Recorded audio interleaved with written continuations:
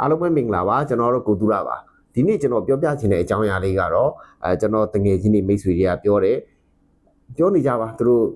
အာမခံဒေါ်လာနဲ့ထားခြင်းတယ်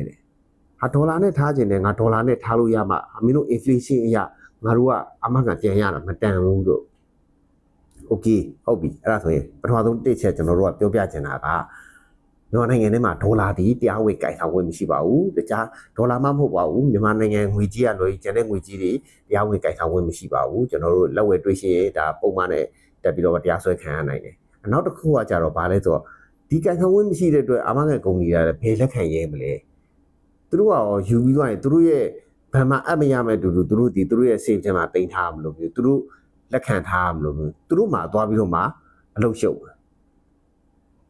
အစိုးရကအစိုးရပြဋ္ဌာန်းပြီးသား2019တည်းကသူတို့ဒီမြန်မာငွေကြီးနဲ့ပဲလက်ခံရမယ်မြန်မာနိုင်ငံသားပိုင်တဲ့ဘဏ်ထဲမှာပဲထားရမယ် 40% ကိုငွေတိုက်စာချုပ်ဝယ်ရမယ်အဲ့အချက်3ချက်နဲ့သူတို့ကိုချုပ်ထားပြီးသားဖြစ်တဲ့အတွက်အာမခံကုမ္ပဏီတွေကလည်းဒေါ်လာနဲ့လက်မခံနိုင်ဘူးကဲဟုတ်ပြီဒေါ်လာနဲ့လက်ခံပြီးထားပါတော့ငွေသွင်းတဲ့လူတယောက်ကဥမာကျွန်တော်တို့အသက်အရွယ်ဆိုရင်ဒေါ်လာ1000တစ်နှစ်ကိုဒေါ်လာ1000သွင်းရင်ဒီဘက်ကအာမခံအကာအကွယ်ဒေါ်လာ9000ရမယ်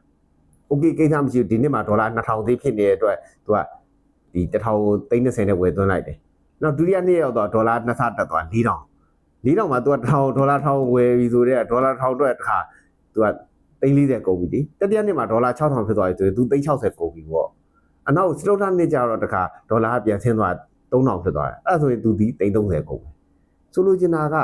အာမခံအကာအကွယ်ဒေါ်လာနဲ့ပဲထားမြန်မာငွေနဲ့ပဲထားသွင်းရတဲ့ငွေမှာကိုရမယ့်အကာအကွယ်မှာနှစ်ခုလုံးဒီ effective ဖြစ်နေမှာဘာဖြစ်လို့ဆိုကိုကအမြဲတမ်းဒေါ်လာဝင်နေရမဟုတ်ဘူးလေကိုကတင်မောသားတော်မှာဒေါ်လာဝင်တယ်ဆိုရင်သူ့ရဲ့ percentage အရာ cash ကိုတည်ခွင့်ရှိတာရှိတယ်မှာဘန်းနေလွှဲရတာရှိတယ်အဲ့တော့အဲ့လိုလူမျိုးတွေအတွက်ဒီမြန်မာနိုင်ငံငွေကြီးနဲ့ပဲသူကနောက်ဆုံးလိုအပ်လာရင်ဒေါ်လာဝယ်ရတဲ့အချိန်ကျရင်ဒီဒေါ်လာတွေဒီကိုကဈေးတက်ရင်တက်ဈေးကျရင်ကျဈေးနဲ့ဝယ်ရတာဖြစ်တဲ့အတွက်ဒီနှစ်ဖက်လုံးကိုက